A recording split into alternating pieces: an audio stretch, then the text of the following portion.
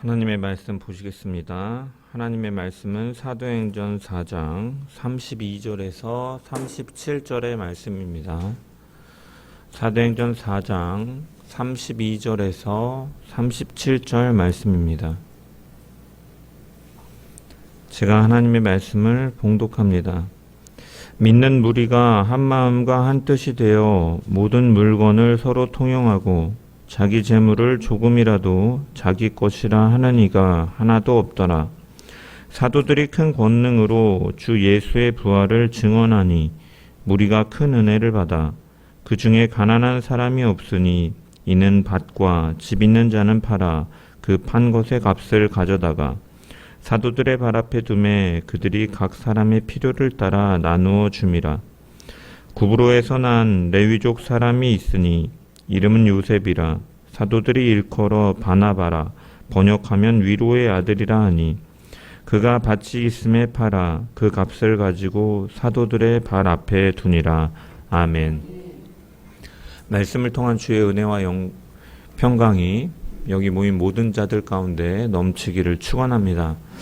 지난 시간에 우리는 32절부터 35절의 말씀을 통해서 은혜 위에 선 교회, 살아내는 교회를 살펴보았습니다. 성령으로 충만한 교회는 하나님의 큰 은혜가 임했고 그 은혜는 실제 삶으로 나타났습니다.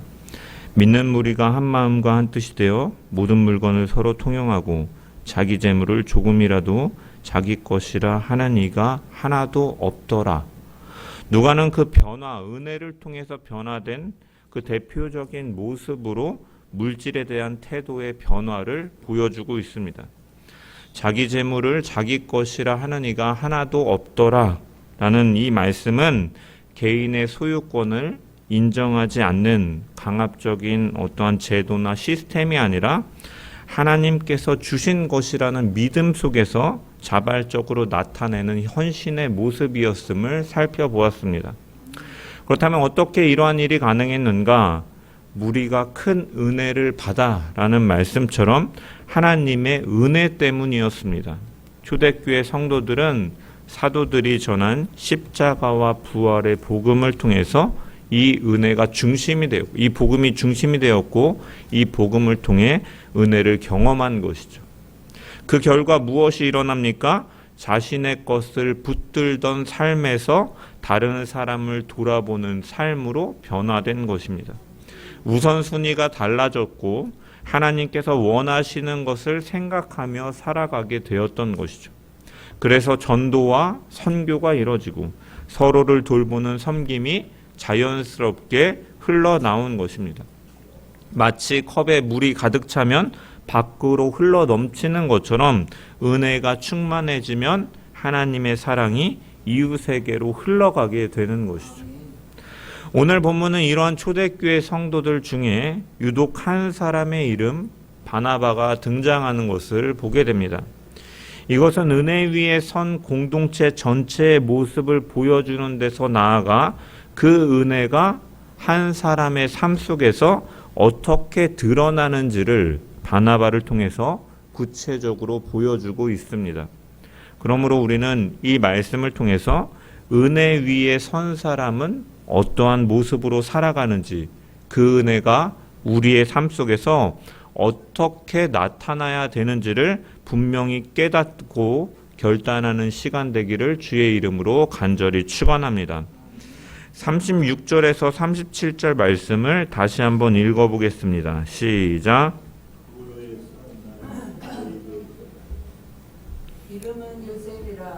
사도들이 일컬어 바나바라 번역하면 위로의 아들이라 하니 그가 밭이 있음에 팔아 그 값을 가지고 사도들의 발 앞에 두니라. 아멘.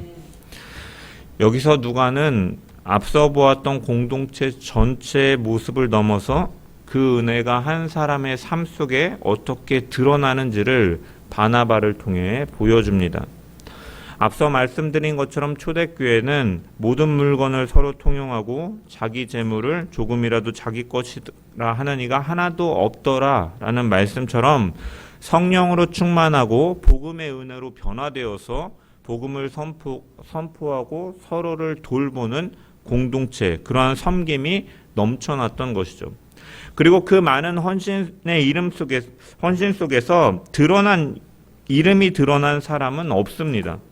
그래서 오늘날과 같은 경우에는 뭐 재산을 팔아가지고 큰 액수를 헌금하고 그것을 구제하는 데 사용하면 교회는 그 이름과 뭐 금액을 공표하면서까지 많은 사람들의 박수와 칭찬을 받게 할 것인데, 초대교회 많은 성도들이 이러한 일을 행하였지만 그들의 이름이 드러나지 않는다라는 것이죠.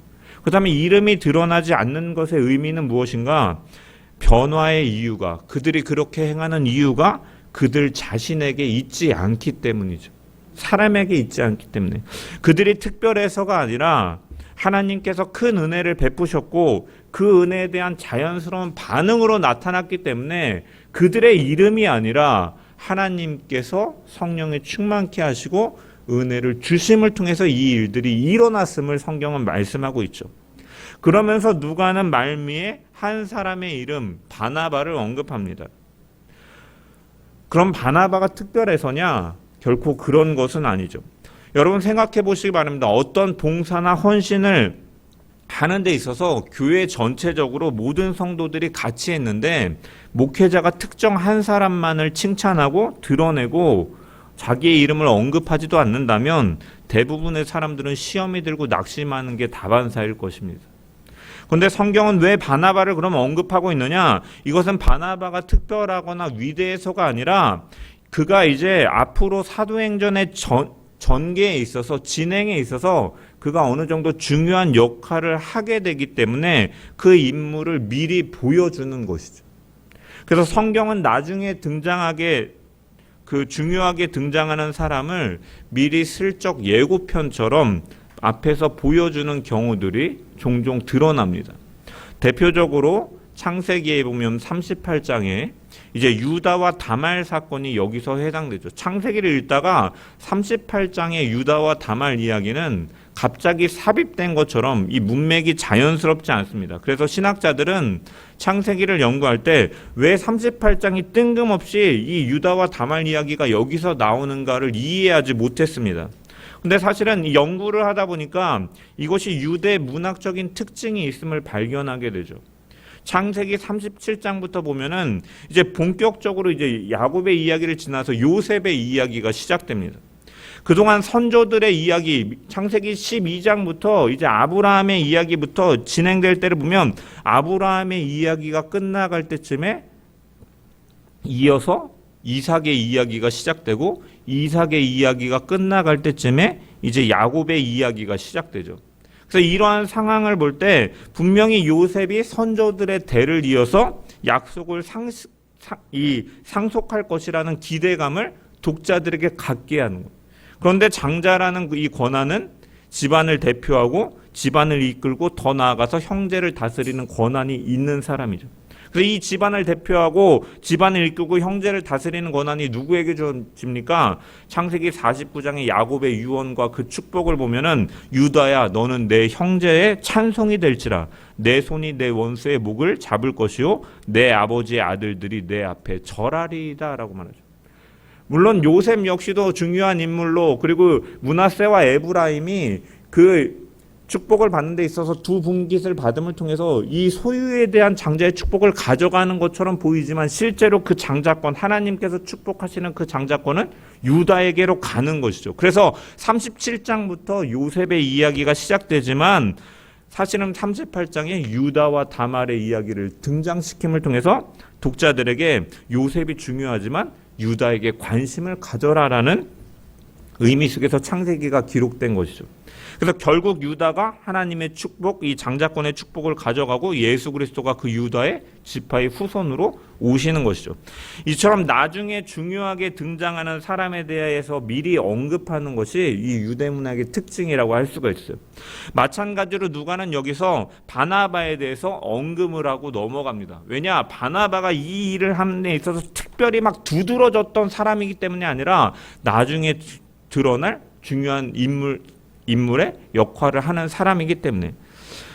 그래서 이 사도행전을 우리가 예수 그리스도의 천상 사역이라고 정의할 수 있지만 또한 이 진행되어지는 전개 과정을 보면은 이 인물을 중심으로 분류를 할 수가 있는데 1장부터 11장까지는 이제 베드로가 중심 인물로 등장하고 이제 13장부터 28장까지는 이 바울이 중심 인물로 등장하죠.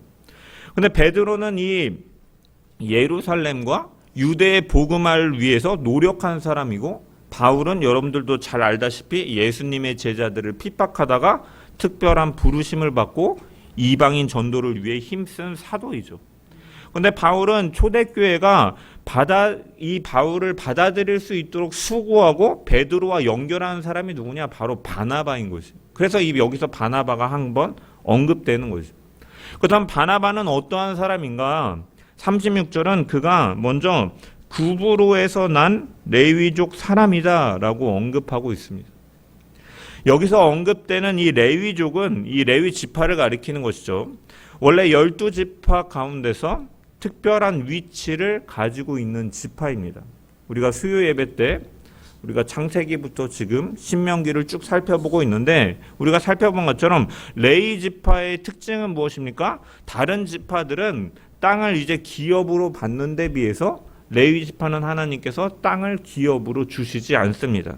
그래서 민수기 18장 20절에 보면 너희 중에는 기업이 없겠고 분깃도 없을 것이니 나는 너의 분깃이요 내 기업이라 라고 하나님께서 말씀하시죠.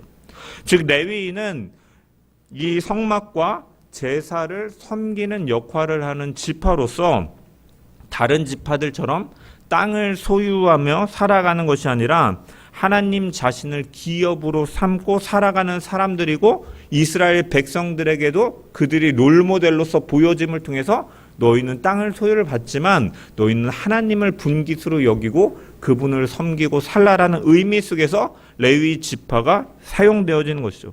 그래서 그들의 삶은 토지라든지 재산에 의존하는 삶이 아니라 하나님께서 공급하시는 것에 의존하는 삶이었던 것이죠. 그런데 본문에 등장하는 바나바는 이 레위 지파인데 동시에 뭐라고 말합니까? 그가 밭이 있음에 팔아 그 값을 가지고 사도들의 발 앞에 두었다라고 말을 하죠.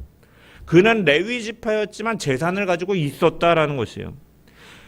왜 재산을 가지고 있었느냐? 이것은 역사적 배경 속에서 이해해야 되는데 이스라엘 백성들은 이제 역사 속에서 바벨론 포로기를 겪은 이후에 그 자기 땅에만 머물러 있는 것이 아니라 여러 나라로 흩어져 살게 되는 것이죠.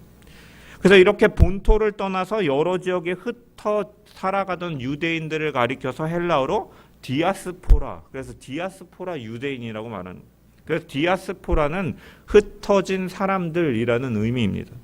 그래서 이들은 예루살렘 성전 중심의 삶을 떠나서 이제 각 지역에 흩어지고 그 문화와 제도 속에서 살아가면서 자연스럽게 레위 지파 중에 그 후손들 중에 흩어진 사람들 역시도 경제 활동을 하고 토지를 소유할 수 있는 삶의 구조를 가지게 된 것이죠.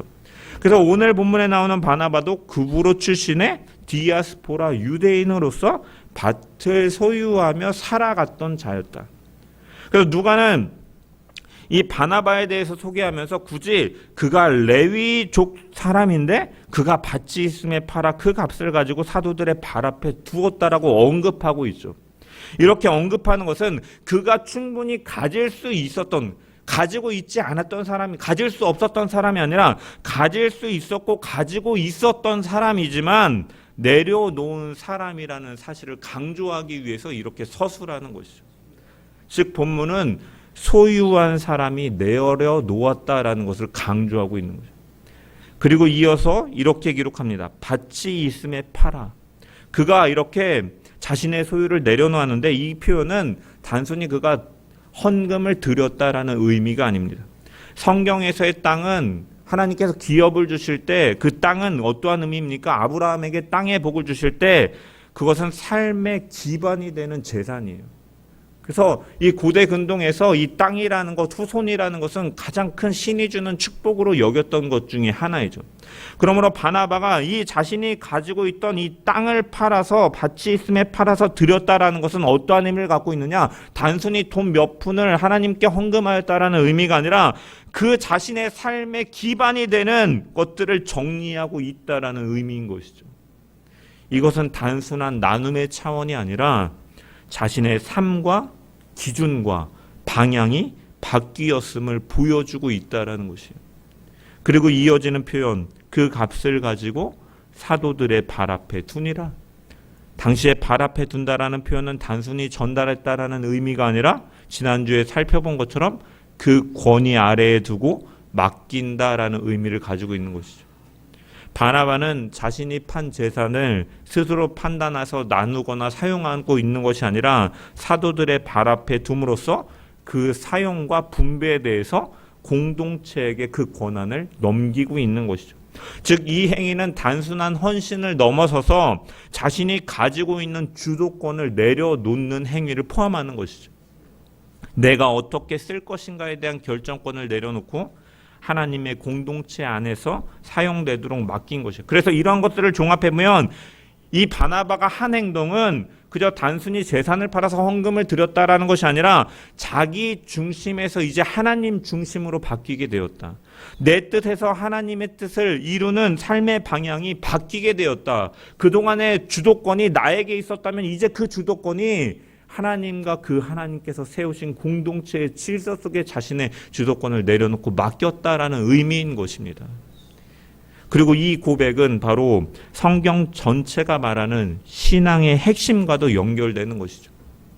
시편 24편 1절을 보면 다윗의 시가 나오는데 땅과 거기에 충만한 것과 세계와 그 가운데 사는 자들은 다 여호와의 것이로다라고 고백하고 노래하죠. 이 말씀은 하나님께서 세상을 창조하셨다라는 사실만을 말하고 있는 것이 아니라 이 세상에 존재하는 모든 것의 참된 주인이 누구신가 바로 여호와시다라고 고백하고 선언하는 말씀입니다. 땅도 그 위에 있는 모든 소유도 그리고 그 가운데 살아가는 사람들까지도 모두 하나님께 속해 있다라는 것이죠. 다시 말하면 우리가 가지고 있다고 생각하는 것들도 본질적으로 우리의 것이 아니라 하나님께서 맡기신 것이다. 하나님의 것이다라는 의미인 거죠. 그래서 우리는 흔히 내 것이라는 것을 기준으로 살아가죠. 내 재산, 내 시간, 내 삶이라고 생각하며 살아가고 내가 그것을 붙잡으려고 아둥바둥 살아갑니다. 그러나 성경은 분명히 말씀하죠. 주인은 우리가 아니라 하나님이시다. 그래서 바나바는 이 사실을 삶으로 고백하고 살아낸 사람이었던 것입니다. 그래서 그는 자신이 들고 있던 소유를 붙잡아 두지 않고 하나님께서 맡기신 것을 다시 하나님께 돌려드릴 수 있었던 것입니다. 그리고 이것이 바로 은혜의 결과인 것이죠. 우리의 모습을 돌아볼 수 있기를 바랍니다. 우리는 무엇을 붙들고 살아가고 있습니까? 여전히 내 것이라는 기준으로 내 삶과 시간과 물질을 붙잡고 살아가고 있지는 않습니까? 은혜 위에 선 사람은 다르게 살아갑니다. 나의 것을 붙드는 사람이 아니라 하나님의 것임을 고백하고 그 하나님께 맡기는 사람입니다. 이 땅에 쌓으려고 노력하며 살아가는 사람이 아니라 하나님의 뜻에 따라 흘려보내고 하늘의 보화를 쌓아두려고 하는 사람인 것이죠. 우리 세상의 빛 교회가 은혜를 말하는 데서 멈추는 것이 아니라 하나님께서 맡기신 것을 내려놓고 그분께 맡기며 살아가는 바나바와 같은 성도들로 세워지기를 주의 이름으로 간절히 축원합니다. 36절의 말씀을 다시 보면은 구브로에서 난 레위족 사람이 있으니 이름은 요셉이라 사도들이 일컬어 바나바라 번역하면 위로의 아들이라 하니라고 기록되어 있습니다. 이 주목해 봐야 될 또 다른 표현은 우리가 여기서 주목해 봐야 될 표현은 이름은 요셉이라 사도들이 일컬어 바나바라 하니라는 부분입니다. 그의 본래 이름은 요셉이었는데 사도들은 그를 바나바라 불렀다라고 기록하고 있죠. 그리고 누가는 친절하게 이 바나바의 뜻까지도 설명을 합니다. 번역하면 위로의 아들이라. 여기서 위로라는 말은 단순히 마음을 달래주는 정도의 의미가 아닙니다. 헬라어로 파라클레시스라는 단어인데 곁에서 권면하고 격려하고 붙들어주고 다시 일으켜 세워준다라는 의미를 가진 단어이죠. 그래서 성령이 이 단어에서 유래되어서 파라클레토스, 보혜사로서 우리의 곁에 계시고 말씀을 조명하여 주시고 우리를 격려하시고 일으키시고 말씀 가운데 살아갈 수 있도록 하시는 분이다라는 의미로 사용되어지는 거죠. 그러므로 바나바는 성령으로 충만하였기에 성령의 열매 속에서 사람을 살리고 세우고 공동체 안으로 이끄는 사람이었다라고 말씀하고 있는 것이죠. 사도들이 그를 위로의 아들이라고 불렀다라는 것은 그의 삶이 공동체 안에서 그렇게 드러났다라는 의미입니다. 성경에서 이름은 어떠한 의미를 갖고 있습니까? 그 사람의 정체성을 보여주기도 합니다. 그래서 하나님께서는 사람의 이름을 바꾸시는 경우들이 성경에 등장하죠. 대표적으로 아브라함을 아브라함이라고 하셨고 야곱을 이스라엘이라고 말씀하셨습니다. 이 이름은 단순한 호칭의 변화가 아니라 하나님 앞에서 새롭게 주어진 삶의 방향을 나타내죠. 그래서 먼저 아브라함을 보면 아브라함은 높은 아버지라는 뜻을 가지고 있지만 하나님께서 그것을 아브라함, 곧 열국의 아버지, 많은 민족의 아버지로 이름을 바꾸시죠. 그래서 이것은 단순한 이름 변경이 아니라 하나님께서 그를 통해서 이루실 언약과 사명을 드러내는 말씀이죠. 복의 통로가 되게 하시고 그를 통하여 많은 후손이 나오게 하시고 예수 그리스도가 나오셔서 예수 그리스도를 통해 많은 자들이 하나님의 백성이 되게 하는 이런 축복의 통로로서 하나님께서 사용하실 것을 언약과 사명을 드러내는 이름인 것입니다. 그래서 그의 삶이 더 이상 개인의 삶이 아니라 하나님의 약속을 이루는 통로로 사용된다라는 의미에서 아브라함으로 바꿔주시는 것이죠. 야곱도 마찬가지입니다. 야곱, 뒤꿈치를 잡는 자, 붙잡는 자, 속이는 자라는 의미를 가지고 있습니다. 형보다 더 빨리 나오기 위해서 형 에서의 발 뒤꿈치를 잡고 나왔고 자기 힘으로 그러한 것들을 얻어내려고 붙잡는 사람이었기 때문에 아버지를 속이고 형을 속이던 자였던 것이죠. 그런데 창세기 32장에서 야곱은 야복강에서 하나님과 밤새 씨름을 하죠. 하나님께서는 야곱의 환도뼈를 치셨습니다. 이러한 상황에서 야곱은 당신이 내게 축복하지 아니하면 가게 하지 아니하겠다 하면서 하나님을 끝까지 붙들게 되죠. 하나님은 그런 그에게 하나님과 겨루어 이기었다라는 의미 속에서 이스라엘이라는 이름으로 부르시죠. 하나님과 겨루어 이겼다라는 것은 하나님을 이겼다라는 뜻이 아닙니다. 하나님이 야곱의 환도뼈를 치심으로 완전하게 자기 힘을 내려놓게 하셨고 끝까지 하나님을 붙든 사람으로 바뀌게 되었고 그런 자에게 하나님께서 승리를 주시겠다라는 이름의 의미인 것이죠. 이처럼 오늘 본문인 바나바의 이름도 마찬가지입니다. 그의 본명은 요셉이지만 공동체는 그를 바나바라고 불렀습니다. 왜 그렇습니까? 그의 삶이 사람을 세우는 삶으로 나타났기 때문입니다. 사도행전 전체를 보면은 바나바는 계속해서 사람을 세우고 위로하고 격려하고 하나님의 일을 세우는 사람으로 등장합니다. 사도행전 9장을 보면 바울이 주님의 제자들을 잡으려고 살기 등등하며 떠나는 장면으로 사도행전 9장은 시작됩니다. 그런데 다메섹 도상에서 그가 예수님을 만나서 회심을 하게 되죠. 그래서 이제 그 이후에 그가 회심하고 예루살렘으로 올라와서 주님의 그 제자들과 성도들과 교제를 하고자 합니다. 하지만 제자들은 그를 쉽게 받아들일 수가 없죠. 왜냐하면 이전까지 그렇게 박해하던 자였고 스데반을 순교하게 만든 그 무리 중에 하나였기 때문이죠. 그래서 그를 경계하고 바울이 정말 제자가 된 것이 맞는가 믿지 못하는 상황입니다. 그는 얼마 전까지 교회를 핍박하던 자였기 때문이죠. 그때 누가 나섭니까? 사도행전 9장 27절을 보면 바나바가 데리고 사도들에게 가서 그가 길에서 어떻게 주를 보았는지와 주께서 그에게 말씀하신 일과 다메섹에서 그가 어떻게 예수의 이름으로 담대히 말하였는지를 전하니라. 바나바가 바울을 데리고 사도들에게 간 것이죠. 다른 사람들이 두려워하며 거리를 둘 때 바나바는 그를 공동체 안으로 연결할 수 있도록 그를 품어주고 위로하고 행동하는 것이죠. 그는 바울의 과거만 본 것이 아니라 하나님께서 그를 어떻게 부르셨는지를 보았던 것이죠. 그래서 바나바의 보증과 변호 덕분에 그는 형제로 받아들여지게 되는 것입니다. 또한 바울이 사역자로 설 수 있도록 돕는 역할도 하였습니다. 바울이 회심하였다는 것을 증거하였지만 공동체 입장에서는 모두가 신뢰하기는 어려웠기 때문에 바울은 고향인 다소로 내려가서 무려 13년 동안이나 지내는 시간을 갖습니다. 복음으로 가슴이 뜨거웠던 바울은 고향으로 가서 13년이라는 시간 동안에 집거하는 것이죠. 이 시간은 학자들에 따라서 이 복음을 깊이 이해하고 정리하는 시간이었다라고 해석하기도 하지만 또한 공동체 안에서 바울을 반대하는 사람들이 여전히 존재하였기 때문에 그가 공적인 사역을 하기 어려웠던 시간이었다라고 해석하기도 하는 겁니다. 그런데 그런 그에게 새로운 인생의 길, 바로 사역자의 길로 이끌어준 사람 역시도 바로 바나바임을 성경은 드러내고 있죠.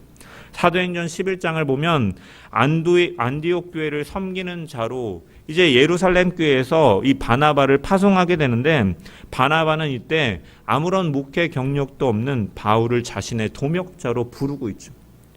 그래서 11장 25절에서 26절 말씀을 보면 바나바가 사울을 찾으러 다소에 가서 만남에 안디옥에 데리고 와서 둘이 교회에 1년간 모여 있어 큰 무리를 가르쳤고 제자들이 안디옥에서 비로소 그리스도인이라 일컬음을 받게 되었더라라고 기록되어 있죠. 이처럼 바울이 사역을 할 수 있도록 그가 도와준 사람이죠. 뿐만 아니라 사도행전 13장에서 안디옥 교회가 최초의 선교사를 파송할 때도 그는 바울을 천구한 사람이죠. 그래서 바나바와 바울이 최초로 이 선교사로 안수를 받고 이제 세계 선교, 이방 선교의 첫 발을 띄게 되는 거죠. 그래서 바나바가 바울을 변호해 주지 않았다면 바울은 공동체 안에서 받아들여지고 사역을 하는 데 있어서 훨씬 어려움이 있었을 것입니다. 바나바가 이 안디옥 교회의 동역자로 바울을 부르지 않았다면 바울이 복음의 전파자로서의 사명을 감당하는 데 있어서 더 어려웠거나 지체됐을 수도 있는 것이죠. 더군다나 바나바는 이 바울에 대한 이러한 태도를 보이는 것이 바울에게만 국한된 것이냐, 그렇지 않음을 우리는 성경을 통해 볼 수가 있습니다. 사도행전 15장에 기록된 이 마가에 대한 이 바울과의 의견 충돌에서도 보면 이 바나바는 사람을 세우는 사람이었죠. 그래서 바울과 바나바가 1차 이 전도 여행, 선교 여행 중에 이 어려움으로 인해서 이 마가가 떠납니다. 이로 인해서 다시 선교 여행을 가게 될 때 이 바나바는 이 마가를 다시 데려가자라고 주장하고 그런 한번 포기한 사람은 다시 데려갈 수 없다라고 말하는 바울과 의견이 대립되게 되죠. 그래서 이때 바나바는 이 마가를 열심히 변호합니다. 아마 나오지는 정확한 대화의 내용은 나오지는 않지만 그래도 마가에게 한 번 더 기회를 줘야 되지 않겠습니까? 그가 후회하고 있고 돌이키고 있습니다. 한 번의 실수로 어떻게 사람을 판단할 수 있겠습니까? 오히려 그 실수 때문에 그가 더 열심히 할 수 있지 않겠습니까? 그러니 마가도 데리고 갑시다라고 아마 하였을 수 있는 것이죠. 결국 바울은 일로 인해 실라를 데려가고 바나바는 마가를 데리고 선교 여행을 떠나게 됩니다. 그런데 먼 훗날 마가는 어떻게 됩니까? 바나바의 말대로 신앙 안에서 성숙해서 사명을 감당하는 사람으로 세워지게 되죠. 그래서 바울 역시도 이를 인정하죠. 그가 말년에 쓴 디모데후서 4장 11절에 보면 마가에 대한 고백을 갖고 있는데 복음의 사역을 위해서 내게 동역자가 필요한데 마가 요한을 그러니까 내게 보내주십시오라고 요청을 합니다. 마가를 데리고 오라. 마가를 이제 신뢰하고 있는 것이죠. 그래서 이렇게 말할 정도로 마가 역시도 신앙 안에서 성장해서 이제 그 사명을 감당하는 사람으로 세워졌음을 우리가 볼 수가 있는 것이죠. 그때 만약 바나바가 마가를 변호하지 않았다면 어떻게 되었을까요? 바나바는 그를 위로하고 그의 실수를 덮어주고 주 안에서 사랑하고 세워주고 격려하고 함께 감을 통해서 그는 사람을 세워가는 역할을 했던 사람이었던 것이죠. 그리고 이것이 바로 은혜 위에 서 있는 모습으로 성경은 우리에게 말씀하고 있는 것이죠. 은혜를 아는 사람은 사람의 부족함만을 보는 사람이 아니라 하나님께서 그 사람에게 행하실 일을 바라보고 사람을 품고 세워가는 사람이다라는 것입니다.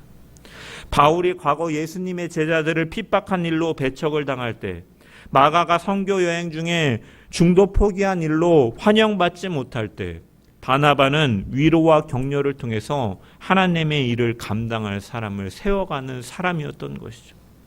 자신의 과오나 실수로 인해서 힘들고 어려운 고난의 시간을 보내면서 고통스러워할 때 누군가가 내 곁에서 위로해 준다면 그것보다 귀한 일이 어디 있겠습니까?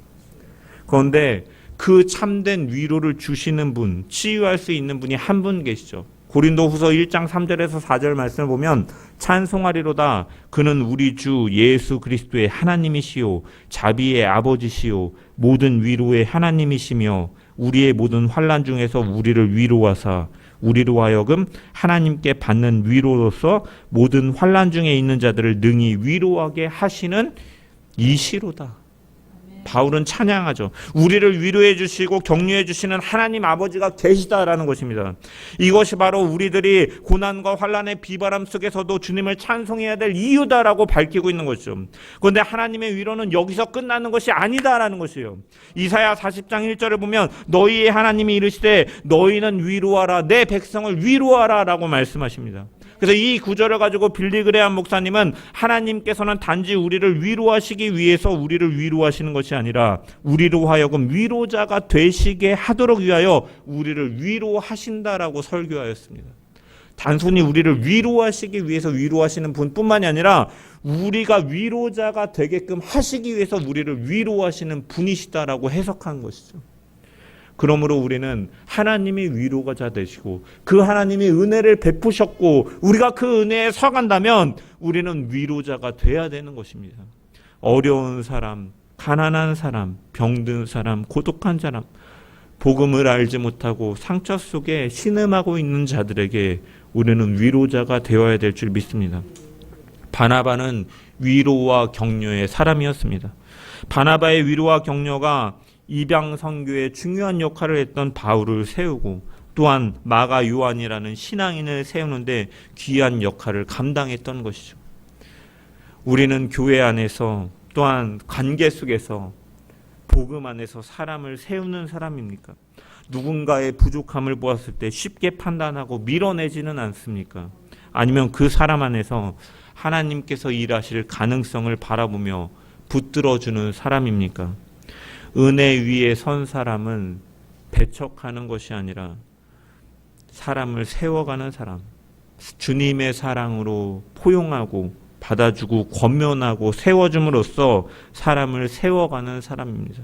은혜를 아는 사람은 공동체를 자기 기준으로 재단하는 것이 아니라 주님의 몸된 교회로 바라보는 사람인 것이죠. 우리 세상의 빛 교회가 바나와 같은 성도들로 세워지기를 소망합니다. 사람의 눈으로 다른 사람을 판단하는 것이 아니라 하나님께서 일하실 것을 바라보며 하나님의 일을 감당한 자들을 세우고 세워지는 교회로서 위로하는 교회로서 사람을 주님께 붙들어주는 교회가 되기를 주의 이름으로 간절히 축원합니다. 이처럼 바나바는 은혜 안에서 자신의 소유를 붙드는 것이 아니라 흘려보내는 사람이고 하나님 안에서 사람을 위로하고 격려함을 통해서 세우는 사람이었습니다. 그렇다면 그 결과는 무엇입니까? 공동체가 세워지는 것이죠. 이 모습을 사도행전 11장에서 분명하게 볼 수 있습니다. 안디옥 교회가 세워졌을 때 예루살렘 교회는 바나바를 그곳으로 보내죠. 그리고 사도행전 11장 24절을 보면 바나바는 착한 사람이요 성령과 믿음이 충만한 사람이라 이에 큰 무리가 죽게 더하여 지더라 라고 기록되어 있습니다. 바나바가 그렇게 흘려보내고 세워감을 통하여 공동체가 점점 더 성장해 갔다라는 것이죠. 중요한 것은 사람들이 많아지고 교회가 커지자 바나바는 혼자 감당하려 하지 않습니다. 앞서 말씀드린 것처럼 11장 25절과 26절을 보면 그가 다소로 가서 사울 곧 바울을 데려옵니다.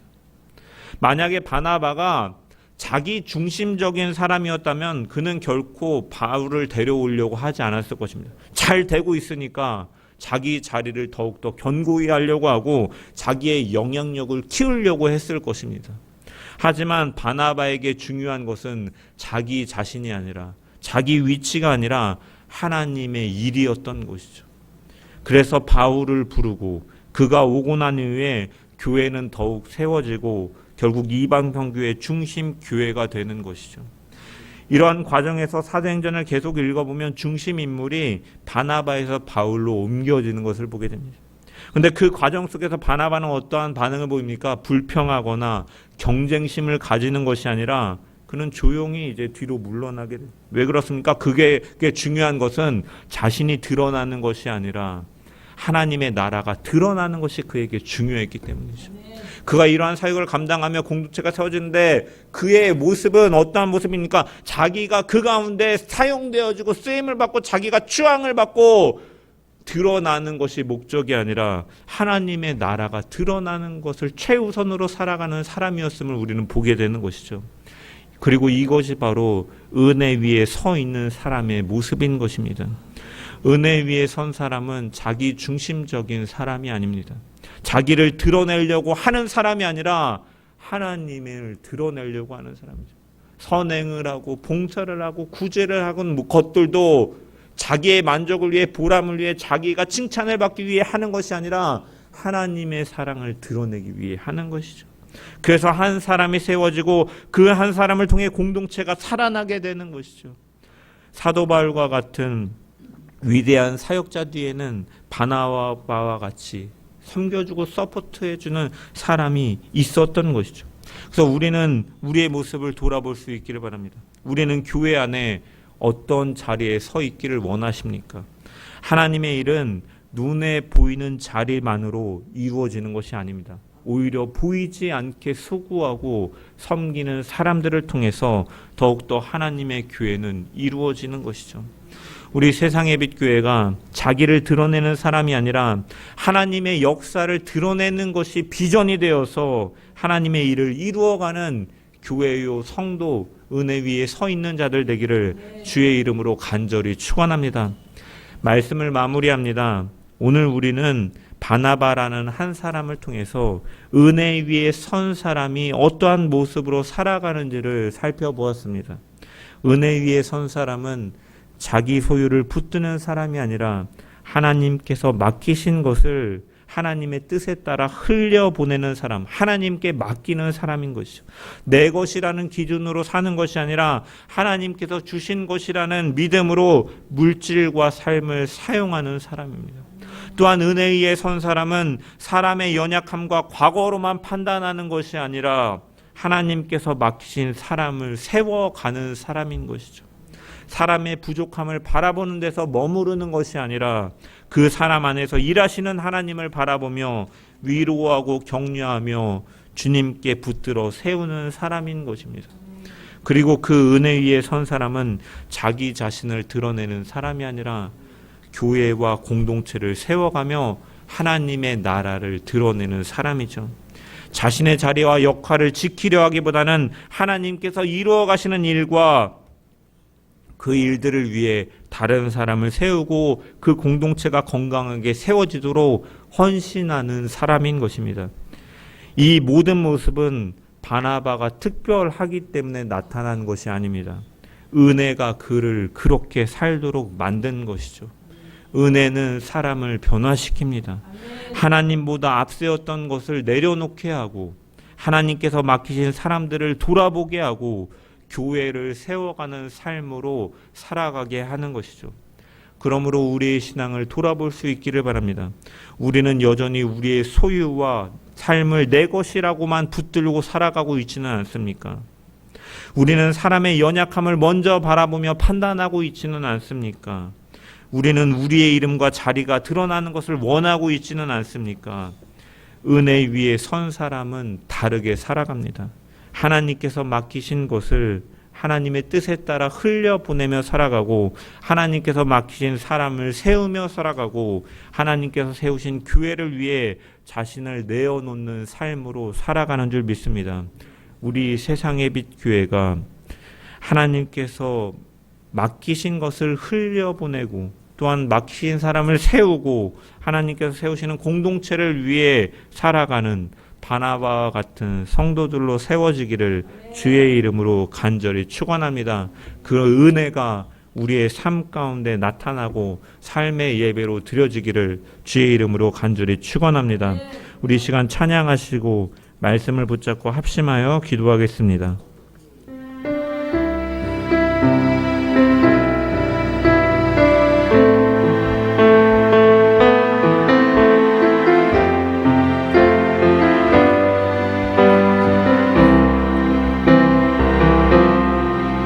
내게 임하신 주의 성령 날 새롭게 하사 다스리시네. 오직 주만이 나의 생명 참 소망. 오 주여 날 인도하소서. 주를 예배함이 나의 힘되고 주와 동행함이 내 기쁨 되니 오직 주님만 바라보며 살리라. 오직 주만 위에 내가 한 번 더 찬양합시다. 내게 임하신 주의 성령 날 새롭게 하사 다스리시네. 오직 주만이 나의 생명 참 소망. 오 주여 날 인도하소서. 주를 예배함이 나의 힘되고 주와 동행함이 내 기쁨 되니 오직 주님만 바라보며 살리라. 오직 주만 위에 내가 살리라. 내 삶으로 주를 예배합니다. 온 마음으로 주만 경배합니다. 이제 내 안에 내가 사는 것 아니니 삶으로 주를 예배하게 하소서. 나의 삶이 예배가 되고 예배가고 내 삶이 되는 우리 주님이 원하시는 예배가 내 안에 이루어지게 하소서. 내 삶으로 주를 예배합니다. 온 마음으로 주만 경배합니다. 이제 내 안에 내가 사는 것 아니니 삶으로 주를 예배하게 하소서. 나의 삶이 예배가 되고 예배가고 내 삶이 되는 우리 주님이 원하시는 예배가 내 안에 이루어지게